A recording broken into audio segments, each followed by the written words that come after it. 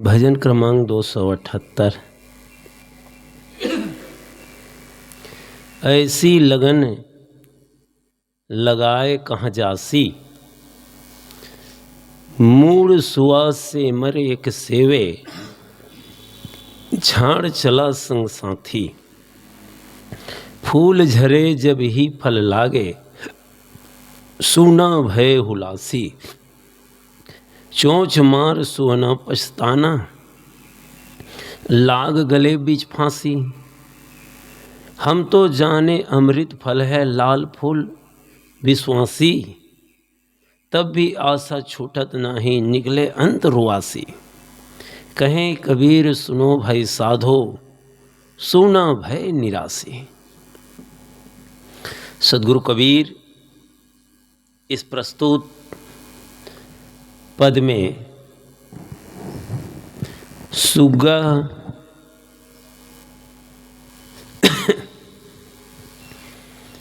सुग्गा को लेकर बहुत ही मार्मिक चित्रण किए हैं कि सुग्गा कैसे सिमल के फूल को देखकर फिर उसके फलों को देखकर अंततः जब रुआंटा निकलता है तो कैसे उसे पश्चाताप होता है, इसका यहाँ पर बहुत ही मार्मिक चित्रण है। साहब कहते हैं ऐसी लगन लगाए कहाँ जासी। साहब बताते हैं कि हे सुग्गा, ऐसे मुंह में पड़कर तू कहाँ जा रहा है। सुआ को संबोधित करते हैं कि सुआ, तो इस मोह माया में पड़कर कहाँ जा रहा है। ये हम जैसे संसारी लोगों को इस दुनिया के पसारा में भटके हुए लोगों को सदगुरु कबीर साहब इंगित करते हैं कि ऐ लोगों, इस दुनिया के माया मोह के बाजारों में, दुनिया के पसारा में और दुनिया की मोह माया में तू क्यों डूबा जा रहा है। इस दुनिया के दिखावे में, दुनिया की आसक्ति में, मोह माया में लग लग कर तो अब तक दुख ही पाया और पुनः उसी माया मोह का तू सेवन करने लगा। फिर साहब लोगों की मूढ़ता ज्ञानता पर चोट करते हैं, समझाते हैं कि अरे जिस मोह में, जिस माया में, जिस दुनिया की आसक्ति में तू डूबा रहा, अब तक तो इस संसार से, दुनिया से सुख न मिला, लेकिन पुनः सुख की आशा मन में जगाता है और पुनः भी उसी अज्ञानता की नींद में तू फिर सोने की तैयारी कर रहा है। जिस दुख से, जिस पीड़ा से तू उबर कर आया, अब पुनः फिर उसी में जाने की तैयारी। ये कितनी बड़ी अज्ञानता और मूढ़ता है। अनादिकाल से न जाने कितने बार शरीर धर धर कर इसी संसारी चीज़ों को देख देख कर, दुनिया की भोगों को भोग भोग कर मन उसी का आदती हो गया है। जैसे आप देखेंगे ऊंट को, कांटीदार झाड़ियों को वह सेवन करता है, मुंह में घाव हो जाता है, कांटे से छीद जाता है, बजबजाता है, कीड़े पड़ जाते हैं, लेकिन उस कांटेदार वृक्षों को खाना वो बंद नहीं करता। बस ऐसे मनुष्य हैं, इसी मोह माया में, इसी दुनियादारी में उलझ कर गंदे गंदे हरकतें कर कर कई बार मन ठगाया है, मन दुख भोगा है, लेकिन पुनः उन्हीं कामों को, उन्हीं कर्मों को करने के लिए हम पुनः तैयार होते हैं। यही मन की सबसे बड़ी मूर्ता है। जहाँ से दुख मिला, जहाँ से भवबंधन पुष्ट हुआ, जहाँ लगकर दुनिया के जंजाल पैदा हुआ, सब चीज़ों से वाकिफ हैं हम। लेकिन जब समय आता है मन पुनः उन्हीं में बह जाता है। ठहराव नहीं है, ज्ञान की बातें टिक नहीं पा रही है, उन बातों पर हम विश्वास नहीं कर पा रहे हैं, जानते हैं लेकिन बह जाते हैं। मूड सुआ से मर एक सेवे, छाड़ चला संग साथी। अब साहब बताते हैं, मूर्ख सुग्गा अपना संग साथी छोड़कर किसी सेमल के लाल लाल फूल देखकर उसके इर्द गिर्द रहने लगा। कौन? सुआ। अब संग साथ में रहते थे और लोगों के,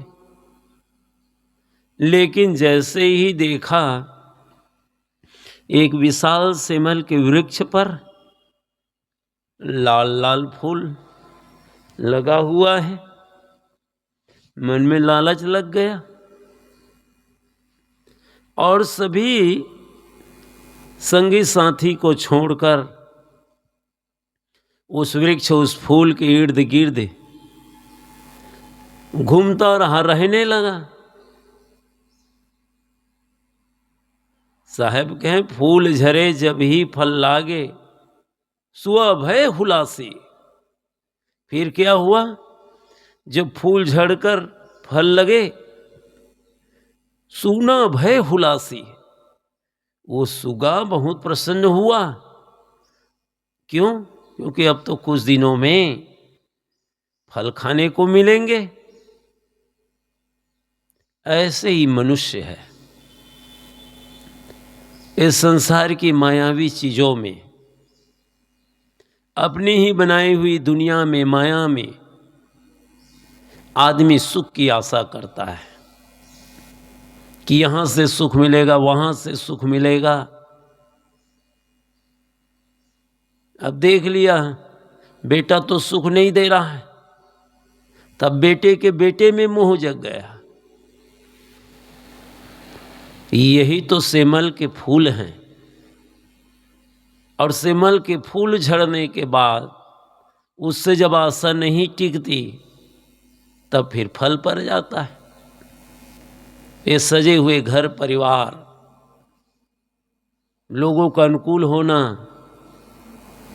संग साथ मिलकर रहना, मन में लगता है कि ये पूरी दुनिया ऐसी ही रहेगी, जितने हम लोग हैं सब ऐसे ही बने रहेंगे, ऐसे ही राग रौनक हमेशा बनी रहेगी। लेकिन कहाँ हो पाता है? ये समय की हवा आती है और सब कुछ को बहा ले जाती है, आदमी की आशा धरी की धरी रह जाती है। ये लाल लाल सेमल के फूल की तरह दिखने वाली दुनिया है, दुनियाई रिश्ते, हमारे अपने लोग हैं। पता नहीं मौत की झोंका आएगी और किसे उड़ा ले जाएगी। आज स्वस्थ शरीर, ये शरीर भी बहुत बड़ा धोखा है। आज उछलने कूदने चहकने दमकने वाला इंसान खाट पर, बिस्तर पर जिंदा लाश की तरह हो जाता है। असाध्य बीमारी के शिकार हो जाते हैं। कहीं शरीर चलते फिरते किसी में टकरा गया, बस आसक्त हो गया। दुनिया का सैर सपाटा करने वाले फिर अपने ही रूम के अंदर कैद हो जाता है। चहर दरवाजा देखना मुश्किल हो जाता है। घर की दहलीज तक हम नहीं पहुंच पाते। साहब कहते ये सारा संसार सेमल फूल की तरह है, देखने में बड़े रौनक, बड़ा अच्छा महसूस होता है, मन गुदगुदाता है देख देख कर, सदा ऐसा बना रहेगा। और बस इसी मायावी में चीजों में, अपने लोगों में मन इस कदर घुल जाता है कि हम अपने जीवन के कल्याण के कामों को, सत्संग भजन को, धर्म परमार्थ को भूल जाते हैं और पूरी जिंदगी, पूरा जीवन इन्हीं घरों को, परिवारों को, दुनियादारी को सहेजने में ही बीत जाती है जिंदगी। अंततः कुछ भी हासिल नहीं होता। जिसके लिए आपने जीवन खपाया, जिंदगी लगाई, पूरी जिंदगी को दांव पर लगा दिए, जिस माया मोह को बटोरने में, अपने लोगों के सार संभाल में कुछ भी हाथ ना आया। हाथ आने वाली चीज ही नहीं है। बस सावधान होकर अपना कर्तव्य करे और जीवन के जो कर्तव्य काम हैं, जिससे सुख शांति और सुकून मिले, उस कामों को आप महत्व दें, जो न छूटने वाली अविनाशी चीजें हैं। आत्मा राम। साहब कहते हैं सुग्गा तो सेमल के लाल लाल फूलों को देखकर बस उसी में मोहा गया। अब बस उसी के इर्द गिर्द मंडराने लगा। बस यही तो हम भी होते हैं। जीवन में न धर्म न परमार्थ, बस जिंदगी भर और बटोर लूं और बटोर लूं, माया मोह का विस्तार और हो जाए, बस और में जिंदगी ही बीत जाती है। कैसी माया मोह की अज्ञानता और मूर्छा है। सोचो जरा, कभी चिंतन करना। इतने पढ़ रहे हैं, लिख रहे हैं, सुन रहे हैं, ध्यान चिंतन करते हुए भी मन पटक देता है। कितनी जबरदस्त आसक्ति अंदर बनी हुई है विषयों के प्रति, और कई नाना प्रकार की, क्योंकि अनादि काल से न जाने कितने बार शरीर धारण किए, और जब जब शरीर धारण किए उन भोगों को भोगे, जीभ से स्वाद चखें, आंखों से रूप देखें, परत दर परत विकार जमा हुआ है। अब उन विकारों को गुरु के ज्ञान से उस लगी हुई मोर्चा को उखाड़ फेंकना है। मेहनत का काम तो है, बस लगे रहें। साहब कह रहे फूल झरे जब ही फल लागे, सूना भय हुलासी। अब जब फूल झड़ गया और फूल के झड़ने के बाद फल लग गए और सुग्गा बहुत, फिर क्या हुआ, सूना भय हुलासी। वो सुग्गा बहुत प्रसन्न हुआ, अब कुछ दिनों में फल खाने को मिलेंगे। बस ऐसे ही संसारी दुनिया है। सदगुरु कबीर ये मत सोचना कि सुग्गा को कह रहे हैं, सुग्गा ऐसे नहीं करते। होगा तो भी इतना बेवकूफ नहीं है वो, जितना मनुष्य माया मोह में आकंड डूब कर बेवकूफ बन गए हम लोग। देख रहे हैं, सुन रहे हैं, संसार की स्थितियों को इसी नंगी आंखों से देख रहे हैं, चर्म नेत्रों से देख रहे हैं, फिर भी देखते हुए सुनते हुए भी बातें समझ में नहीं आ रही। बार बार संत गुरुजन पुकारे जा रहे हैं कि बेटा, जिसमें लगे हो, जिसके लिए वक्त दे रहे हो, जिसमें उलझे हो, ये तुम्हारा पाजी मन जिसमें तुमको लगाया है, बहका रखा है, ये छूटने वाली माया है। अंततः सिर धुनी धुनी पछताए, पश्चाताप करना पड़ेगा। इसलिए अभी से सावधान हो जाएं। साहब कहते हैं, चोच मार सुवना पछताना, लाग गले बीच फांसी। सेमल के फल भी आ गए फूल झड़ने के बाद। अब जब सेमल के फल पके और सुग्गा बड़े विश्वास के साथ, आशा के साथ जैसे ही चोंच मारी, तब लाग गले बीच फांसी। फिर तो उसमें से मीठा गुदा और रस न निकलकर रूखी रुई निकली। सुग्गा निराश हो गया,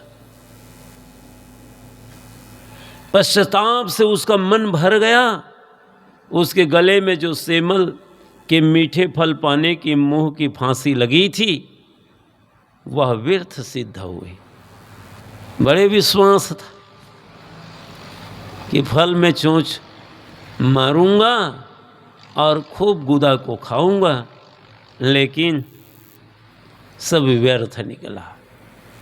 बस ऐसे हम लोगों की आशा संसार के प्रति, वहाँ सुख, यहाँ सुख, वहाँ सुख। अरे मार तो लिए चोंच, हर जगह तो चोंच मार ली, मुंह तो मिला लिए, गले भी मिल लिए, मिला क्या? धोखा, फरेब, अविश्वास।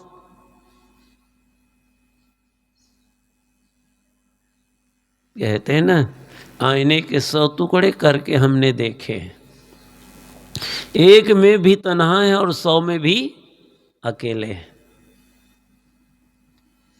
ये संसार अकेले का है। चाहे आप कितनों भीड़ में रहोगे अकेले ही। कौन किसका साथ है भाई? बस इसी को समझना है। रात दिन इसी का जाप जपिए, प्रयास करिए कि मन अकेला महसूस कर ले। इसीलिए तो संत गुरुजन कहते हैं कि एकांत में बैठो, अपने अकेलेपन का एहसास करो कि मेरा इस दुनिया में कोई नहीं। जहां से आया हूं, जीव की यात्रा चल रही थी, संयोग से माता पिता के संबंध से ये शरीर बन गया। माता पिता ये सिर्फ शरीर को प्रदान करने वाले हैं। माता पिता के रजवीरी से शरीर बन गया, ये 8 पसेरी का शरीर पैदा हो गया। उस शरीर को पैदा करने में माता पिता तो साधारण कारण है, उपादान कारण हम हैं, क्योंकि वासनाएं शेष रह गई थी। जीवन में कल्याण और गति मुक्ति का काम ना हो पाया। साहब कहते इस संसार के दिखावा में, इसके चमक दमक में, इसकी वाहवाही में मत भूलो, जीवन के महत्व को समझो। अंततः तो जैसे सुआ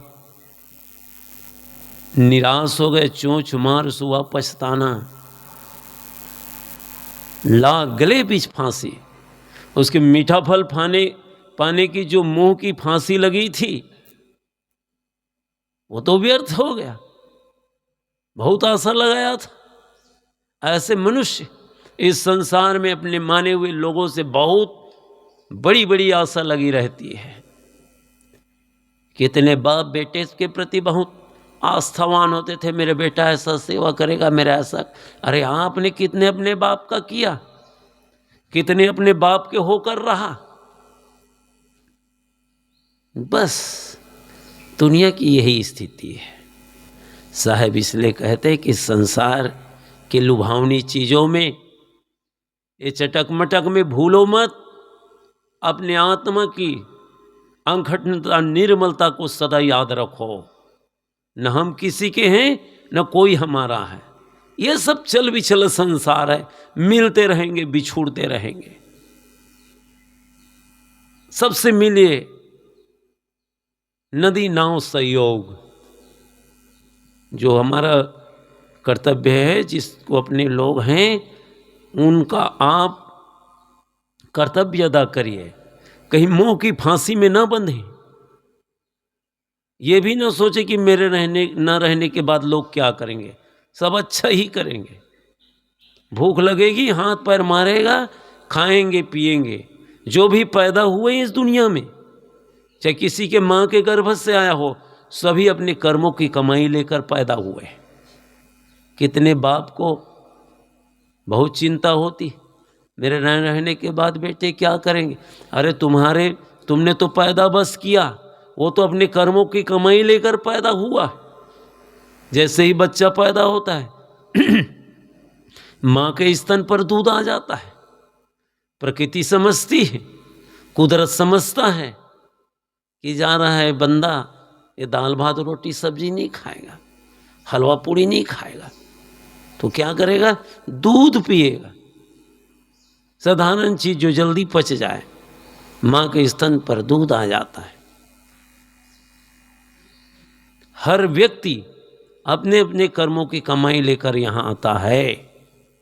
इसलिए कभी भी किसी के लिए चिंता ना करें। हाथ पैर मारेंगे, खाएंगे पिएंगे, सब मजे से जिएंगे। हम तो जाने अमृत फल है लाल फूल विश्वासी। अब बता रहे हैं कि सुग्गा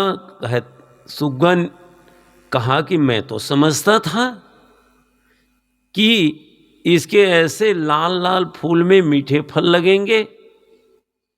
हाय, मैं इसके लालित्य में विश्वास में पड़कर मारा गया। सुग्गा कहता है कि मुझे तो बड़ा विश्वास था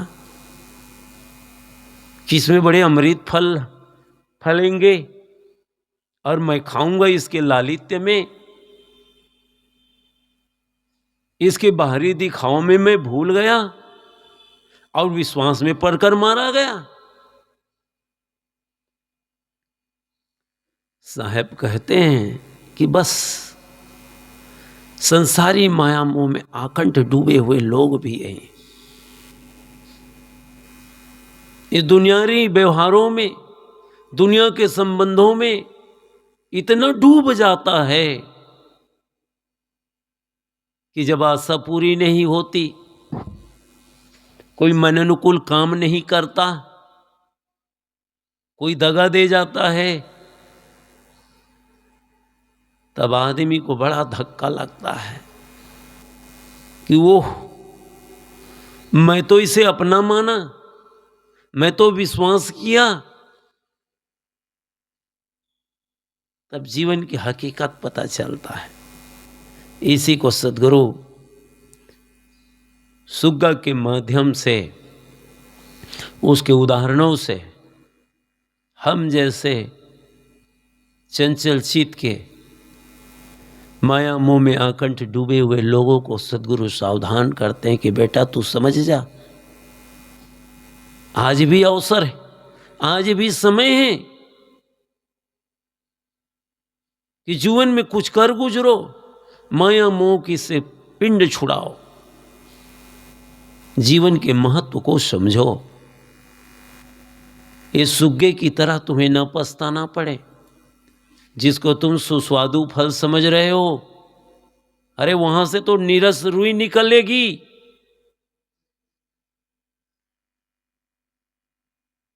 साहब कहते हैं हम तो जाने अमृत फल है लाल फूल विश्वासी।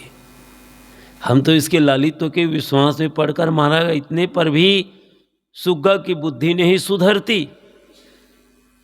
और क्या होता है, बसंत आने पर, बसंत ऋतु जैसे आती है और पुनः उस सेमल के पेड़ पर फूल फिर फल, और जब फल पकता है सुआ पुनः चोंच मारती है।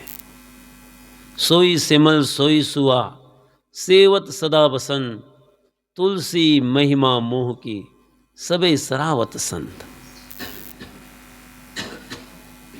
वही सेमल का फूल और वही सुग्गा, सोई सेमल सोई सुआ सेवत सदा बसंत। और बसंत ऋतु के आगमन पर जैसे ही विशाल वृक्ष सेमल पर लाल लाल फूल लगते हैं, सुआ मंडराने लगता है, भूल जाता है वो अपना दुख। एक बार, दो बार, तीन बार, ना जाने कितने बार सुग्गा उस सेमल के फूलों का सेवन करती है, पछताता है।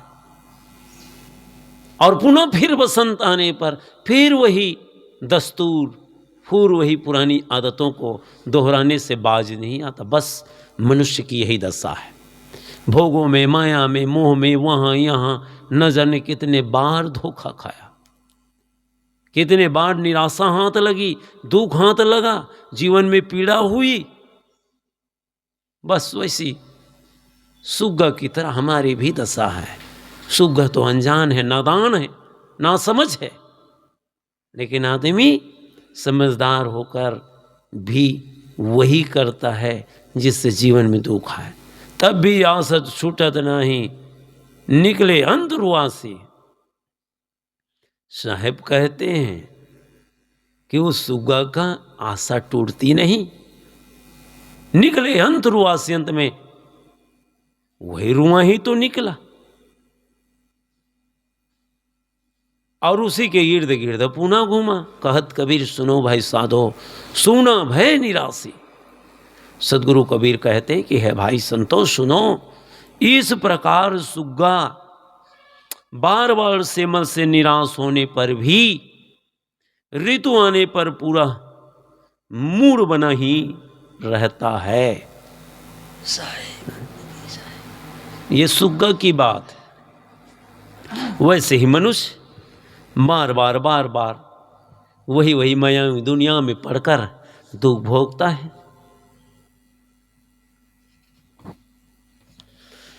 भजन क्रमांक 289। जिनको लगी शब्द की चोट, का बरछी का छुरी कटारी का ढालों की ओट, का नंदिया का कुआं बावरी क्या खाई का कोट, का भाई का बाप महतारी का तिरिया का सोच। कहत कबीर सुनो भाई साधो, बाँचे गुरु की ओट। ये चार पंक्तियों का बहुत ही मार्मिक पद। सदगुरु कहते जिनको लागी शब्द की चोट, साहब बताते हैं क्या, जिनको लागी शब्द की चोट, जिनको सदगुरु के, संतों के उपदेश की चोट लग जाती है, तब क्या होता है, मन विषयों से विरक्त हो जाता है। शब्दों की चोट ही तो है। जितने संत महात्मा हुए, त्यागी बैरागी हुए हैं, शब्दों की चोट ही तो लगी। ज्ञान की बातों को सुने, संतों के सानिध्य गए, संत गुरुजनों के मुखारबिंद से ज्ञान की वर्षा हुई, अमृत वर्षा, जिसमें जितनी पात्रता होती है, जो जितने बातों को अपने जीवन में उतार सके उतारते हैं। तो सद्गुरु साधक के दिल में वो ज्ञान वैराग्य भक्ति की आग लगाते हैं, और जो उस आग में जल गए फिर वही निहाल हो गए। जिसके कूड़े कचरे पूर्ण रूप से जल गए, अरे वही तो आदमी बन गए, मानुष हो गया। मानुष सबे कहावे, मानुष बुद्धि बिरला पावे। ये सदगुरु राम रहस्य साहब, परम पारखी सदगुरु राम रहस्य साहब। सदगुरु अभिलाष साहब जी जब भी उसके नाम लेते थे, परम पारखी सदगुरु राम रहस्य साहब। इसकी पंचग्रंथी ग्रंथ है, आप लोगों को मौका मिले तो जरूर पढ़िए, बहुत ही मज़ेदार ग्रंथ। 5 ग्रंथों का मिश्रण है और बहुत ही मज़ेदार ग्रंथ। तो साहेब उसी में कहें मानुष मानुष सबे कहावे, मानुष बुद्धि बिरला पावे। अरे दिखने में तो सकल से तो सभी मनुष्य हैं, प्रकृति ने सभी की बनावट एक की, लेकिन सबसे बड़ी विशेषता, सबसे बड़ी महत्वपूर्ण की बातें हैं मानुष बुद्धि बिरला पावे। ये मनुष्य की बुद्धि कोई कोई बिरला पाता है, सब में नहीं होती।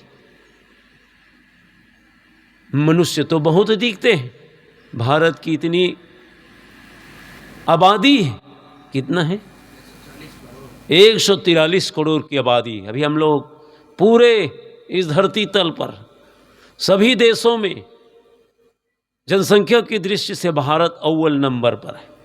सबको धकिया कर चीन को भी धकिया दिए भारत। आज जनसंख्या की दृष्टि से सबसे आगे हम हैं। तो ये 143 करोड़ की आबादी में खोजो जरा, कंडील लेकर, दीपक लेकर कितने मनुष्य मिलेंगे। मनुष्य की खोल ओढ़े हुए लोग हैं सिर्फ। यदि आदमी में मनुष्यता होती तो ये चोरी हिंसा व्यभिचार क्यों होता। ये खाने पीने के वस्तु में मिलावट कौन कर रहा है? क्या आदमी कर रहा है? मनुष्य कर रहा है, जिसमें मनुष्यता नहीं है। ये फरेब, धोखाधड़ी, मारकाट, मंदिर मस्जिद गुरुद्वारे गिरजाघर के नाम पर आज लोगों की खून जो बह रही है, खून जो बह रहा है, हाय हत्या हो रही है, क्यों? क्योंकि मनुष्यता नहीं, इसी की कमी है। अब मनुष्यता जहाँ से आती है, जहाँ से मनुष्य को मनुष्य बनाया जाता है, जहाँ से मनुष्यता की निर्माण की होता है, वहाँ तो लोग आते नहीं, वहाँ से तो दूर हटते हैं। तो साहेब कहते हैं जिनको सद्गुरु के उपदेश की चोट लग जाती है उनका मन विषयों से विरत हो जाता है। जिनको सद्गुरु के ज्ञान भा गया, जिनके सद्गुरु के उपदेश को जिन्होंने जीवन में आत्मसात कर लिया, जिन्होंने अपने जीवन में उतार लिया, साहेब कहते जिसको सद्गुरु की चोट, ज्ञान उपदेश की चोट लगी, चोट लगना चाहिए, शब्द की मार भी पड़नी चाहिए, कभी कभी पछतावा का भाव भी जगना चाहिए मन में, मैं ऐसा क्यों किया, अब तक ऐसा क्यों नहीं कर पाया। शब्दों की मार हो तभी मन विषयों से, माया मोह से हटता है। तो साहेब कहते हैं जिनको लागी शब्द की चोट, अरे वही तो त्यागी हो जाते हैं, बैरागी हो जाते हैं, वही तो कुमार्ग से हटकर सुमार्ग की ओर आते हैं, कुकर्मों को छोड़कर अच्छे कर्म में लगते हैं, गंदे कामों को छोड़कर अच्छे मार्ग की ओर चलता है, सत्संगी हो जाता है। फिर उसके जीवन में एक व्यवस्था आती है, सिस्टम आता है। का बरछी का छुरी कटारी, का ढालों की ऊंट। अब सद्गुरु बताते हैं बरछी, छुरी और कटारी की चोट जब लग जाती तो क्या होता है, शरीर में घाव करती है। क्या ये छुरी, कटारी और बरछी की चोट शरीर में घाव करती है, और मन का मोह को काटने वाले तो ज्ञान के शब्द ही हैं। भाई छुरी पटारी गोली से मारोगे तो शरीर मरेगा, अज्ञानता तो नहीं मरेगी, वासनाएं तो नहीं मरेगी कि मर जाएगी। तो हमारे मन की मूर्ता, अज्ञानता, मूर्छा किससे मरेगी? सद्गुरु संतों के ज्ञान शब्द से। कितने बड़े बड़े व्यभिचारी, कितने मोही, कितने हत्यारे सद्गुरु संतों के सानिध्य पाए, उनके चरण शरण हुए, सद्गुरु संतों का दर्शन किए, दीदार किए, मन में परिवर्तन आया, विचारों में परिवर्तन आया, भावनाओं में परिवर्तन आया। कैसे?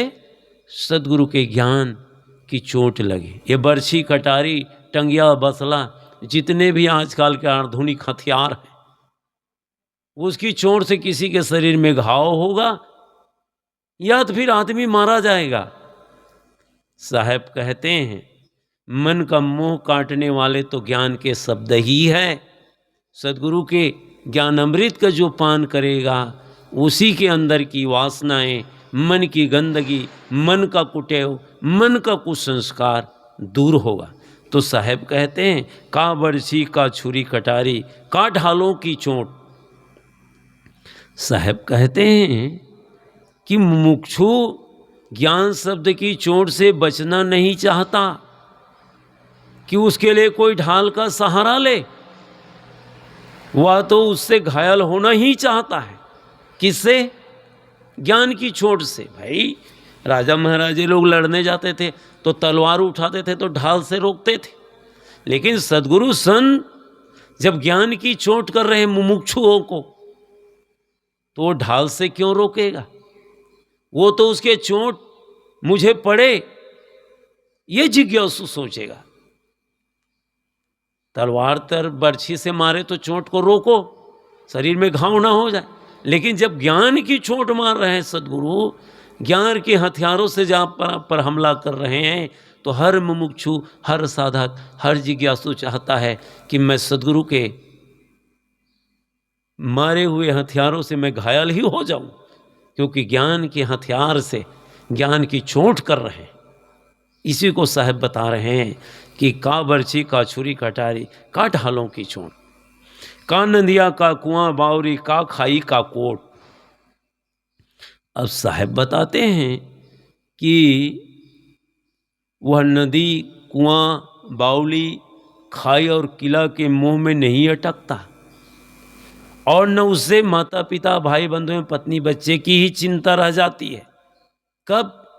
जब सद्गुरु के ज्ञान की जब चोट लग गई, जब मन की अज्ञानता, मूढ़ता, ना समझी जब समाप्त हो गए, जब आत्मज्ञान में मन ओतप्रोत हो गया, तब ये कुआं, नदी, बावली, खाई, किला का ये जो मोह था, अज्ञानता थी, अविद्या थी, वो जब मिट गए, तब भाई बंधु, पत्नी, बच्चे की चिंता कहाँ रहेगी?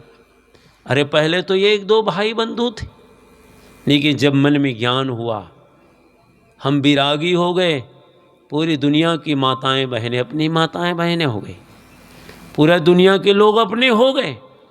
जो एक को छोड़ देता उसी की पूरी दुनिया हो जाती है।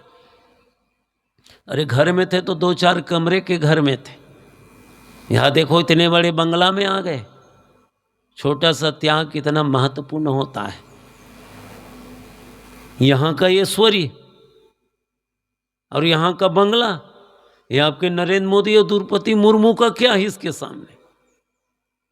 यहाँ तो कोई पहरेदार नहीं, कोई बॉडीगार्ड नहीं, फिर भी इतने निश्चिंत, निर्भय सो गए एक बार, तो फिर कहाँ क्या हो रहा है कोई पता ही नहीं।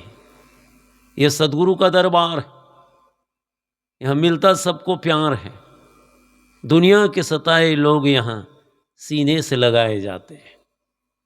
इस निर्भय भय तहाँ गुरु की नगरिया, सुख सोए दास कबीरा हो। साहब कहते हैं निर्भय भय तहाँ गुरु की नगरिया। ये गुरु का नगर, ये गुरु का स्थान निर्भयता प्रदान करता है, निश्चिंतता आती है, यहाँ जीना सिखाता है, निर्भयता पूर्वक अपने आप में ठहरने का एक सुंदर जगह। सद्गुरु यही उपदेश करते हैं, यही ज्ञान के उपदेश।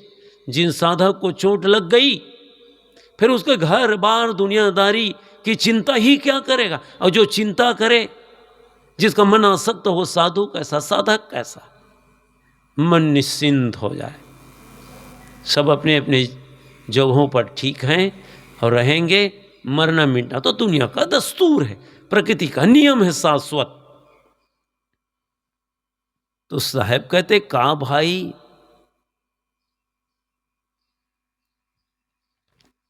का नदिया का कुआं बावरी का काई का खोट।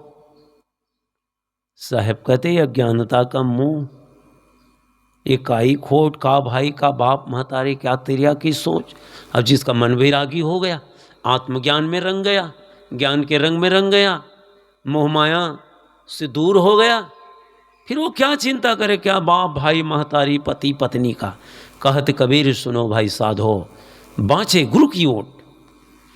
अब सदगुरु अंतिम में बहुत ही मार्मिक सुंदर सभी जिज्ञासु मुमुक्षु अपने अनुयायियों को ये प्यार भरा संदेश, दुलार की बातें करते हैं। करुणा विगलित होकर सदगुरु बताते हैं कि ऐ लोगों, बाँचे सदगुरु की ओट। हे भाई संतो सुनो, वह तो सबसे विरत होकर सदगुरु की शरण ले लेता है और मन के भावसागर से बहने से बच जाता है। कौन? जो सदगुरु की शरणागति लेता है, सदगुरु की बाह पकड़ता है, सदगुरु का आश्रय लेता है। बाँचे सदगुरु की ओट। जिन्होंने सदगुरु की बाह पकड़ी, जिन लोगों ने सदगुरु की नाव पर बैठ गए, सदगुरु के बताए उपदेशों को जिन्होंने आत्मसात किया, जीवन में उतारा, जीवन में आचरित किया, वही संसार की मोह माया से, दुनिया की आसक्ति से, दुनिया के भावबंधनों से वही बचता है। कौन? जो गुरु की ओट लेता है। गुरु बिन ज्ञान न उपजे, नहीं अज्ञान विनाश। बंदों गुरुवर देव को, जिनसे भ्रमत नाश। गुरु समान दाता नहीं, याचक शिष्य समान। तीन लोक की संपदा गुरु पल में डार्या। गुरु मूर्ति गति चंद्रमा, सेवत नयन चकोर। अष्ट पहर निरखत रहूं गुरु मूर्ति की ओर। गुरु वो शख्स हैं जो भूले भटके हुए जिज्ञासुओं को उचित मार्ग लखाते हैं। गुरु जागरण का संदेश देते हैं। सोए हुए मूर्छा में पड़े हुए लोगों को गुरु जगाते हैं कि बेटा जागो, आज अवसर है। ऐसे सुंदर नर तन पाए, ऐसी सुंदर काया मिली, ऐसे अवसर मिला। प्रकृति की सुंदर आबो हवाएं, प्रकृति की सुंदरता, रात की छटक चांदनी, सुबह का मनोरम दृश्य, खिली हुई धूप, सजे हुए बाग बगीचे। इतने सुंदर दुनिया में आए हो, विषय वासनाओं में, संसार की मोह माया में मत भटको। लोगों की क्रियापद क्रिया से हटकर बस सिर्फ और सिर्फ साधना में लीन हो जाओ। तो साहब कहते हैं, जिनको लागी शब्द की चोट, जिनको ज्ञान के शब्द की चोट लगती है, उसी का मन विषयों से विरत होता है। बोलो सतगुरु कबीर साहेब की।